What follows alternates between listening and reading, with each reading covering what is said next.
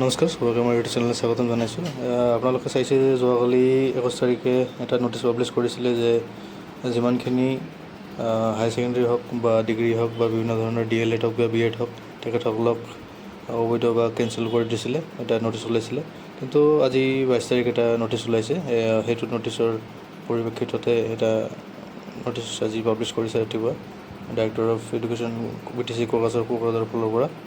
আৰু ইয়াত স্পষ্টকৈ উল্লেখ আছে যে এতিয়া BEd যিবিলাক ODL কৰিছিলে আউটছাইড অসম বা ব্লেক ষ্টৰত যিমানখিনি আছিলে তেখেতসকলক কেঞ্চেল কৰিব।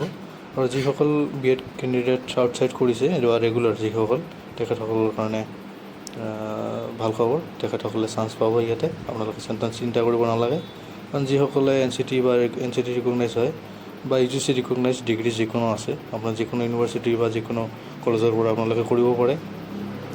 সেইখিনি বস্তু কেতিয়াও ইনভেলিড হ'ব নোৱাৰে।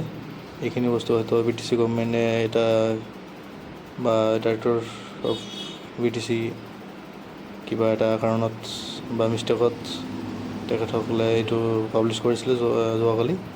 তো আজি তেখেতসকলে নতুনকৈ এটা নটিচ পাব্লিছ কৰিছে, আপোনালোকে চাব পাৰিছে যে BEd ODL যিখিনি আছিলে, মানে আপোনাৰ যিটো অ'পেন মোডত হয় বা সেইখিনি একচেপ্ট নকৰিব।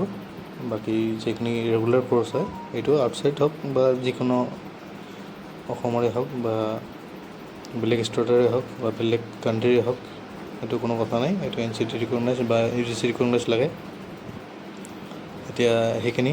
আৰু আপোনালোকে গম পাইছে ইতিমধ্যে যে BTC ৰিকুৱাৰমেণ্টত বহুতো ধৰণৰ খেলি মেলি ইয়াত হৈছে। আৰু যাৰ পৰিপ্ৰেক্ষিতত ইতিমধ্যে LP আৰু UPত কিছুমান একাংশ পাৰ্টীয়ে ইতিমধ্যে খবৰ পাইছোঁ যে একাংশ পাৰ্টীয়ে হাইকোৰ্টত দ্বাৰস্থ হৈছে আৰু হাইকোৰ্টত কেছ ইতিমধ্যে ৰুজু কৰিবলৈ তেখেতসকলে আগবাঢ়িছে। হয়তো 2 দিনৰ ভিতৰতে কেছ এটা ৰেজিষ্টাৰ হ'ব পাৰে, UPৰ আৰু LPৰ ছেকশ্যন হ'ব পাৰে অতি সোনকালে।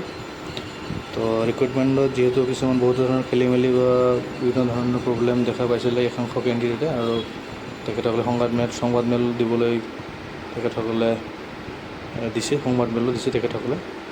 তো সেইখিনিয়ে আছিল মেইন কথা যে BTCৰ যিটো আজি LP UP এপইণ্টমেণ্ট প্ৰক্ৰিয়া চলি আছে, সেইখিনিত বিভিন্ন ধৰণৰ খেলি মেলি হৈছে বুলি বিভিন্ন ধৰণে একাংশ পাৰ্টীয়ে দাবী উত্থাপন কৰিছে। আৰু তাৰ পৰিপ্ৰেক্ষিতত একাংশ পাৰ্টী হাইকোৰ্টত দ্বাৰস্থ হৈছে বা 2 দিনৰ ভিতৰতে হাইকোৰ্টত দ্বাৰস্থ হ'ব, আমি ইতিমধ্যে খবৰ পাইছোঁ। তো আজি ভিডিঅ' ইমানখিনিয়ে। আকৌ কিবা খবৰ পালে নতুন খবৰ পালে মই আপোনালোকক জনাম। Thank U.